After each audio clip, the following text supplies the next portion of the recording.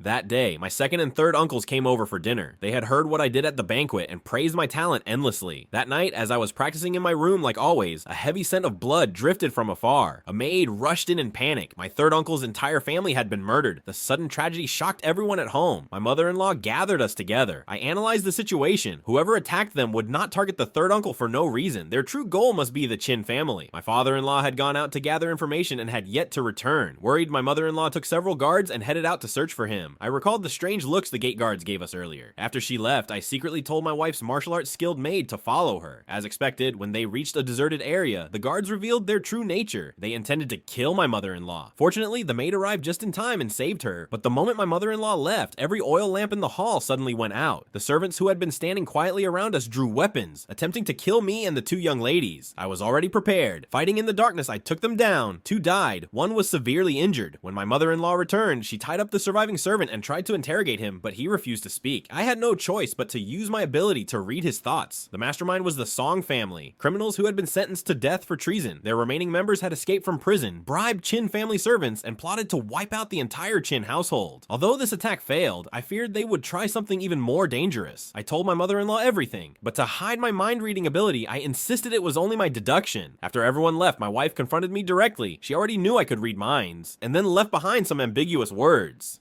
以后有时间多陪陪魏墨，他很喜欢你。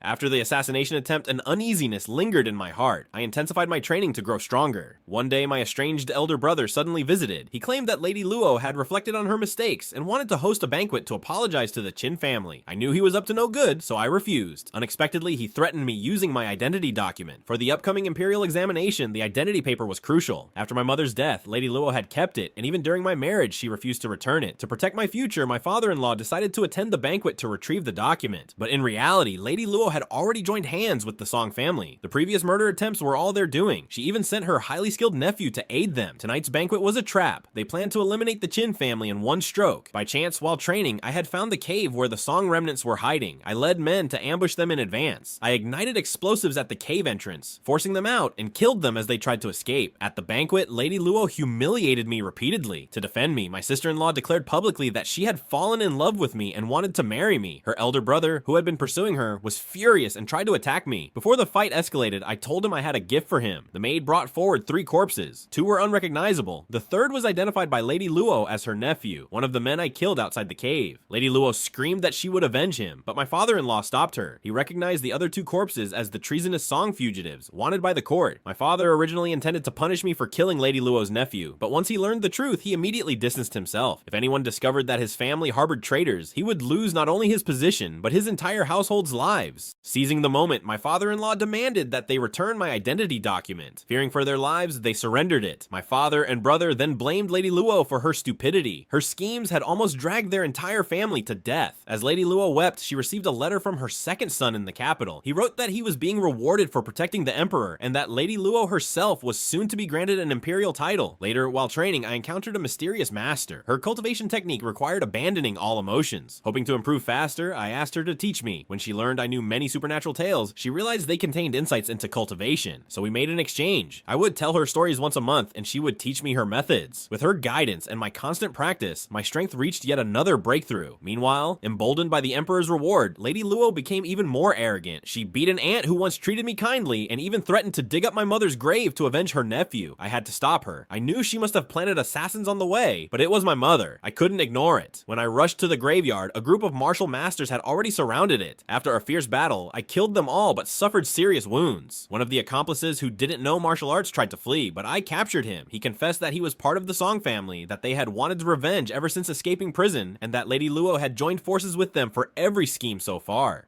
That night was Lady Luo's conferment ceremony. The princess was to honor her in front of nobles and officials. Despite my injuries, I dragged the accomplice with me and exposed Lady Luo's crimes. Her imperial reward was revoked, and everyone involved was investigated and exiled. But because her second son held high rank in the court, she herself only lost the honor. I realized that to truly defeat Lady Luo, I needed power, an official position, and to gain that, I had to win first place in the imperial exam. The exam included both literary and martial tests. I ranked first in the written exam, but in the martial exam, due Due to Lady Luo's interference, my first opponent was my own brother. Thinking I was still the weak scholar I used to be, Lady Luo was certain her son would win. On stage, he attacked me ruthlessly, aiming to kill. I no longer held back. Both of us fought with lethal intent. In the end, he vomited blood and died on the platform. Lady Luo collapsed, unable to accept her son's death. In despair, she slammed herself into a nearby structure and died instantly. With this match, I secured first place without question. After eliminating Lady Luo and her son, I visited my mother's grave to honor her spirit. When I returned home, my in-laws came to see me. They knew I hadn't wanted the marriage from the start, and now that I had passed the exam with top honors and had a bright future, they didn't want to hold me back. They suggested that my wife and I divorce. We had no real feelings for each other. Since she agreed, I couldn't keep her tied to me. I went to her residence to sign the divorce papers. On her desk, I found the book of stories, the same stories I had told the master who guided my cultivation. I was certain no one else in this world knew them. A shocking realization struck me. My wife was the mysterious master who had been secretly training me all along.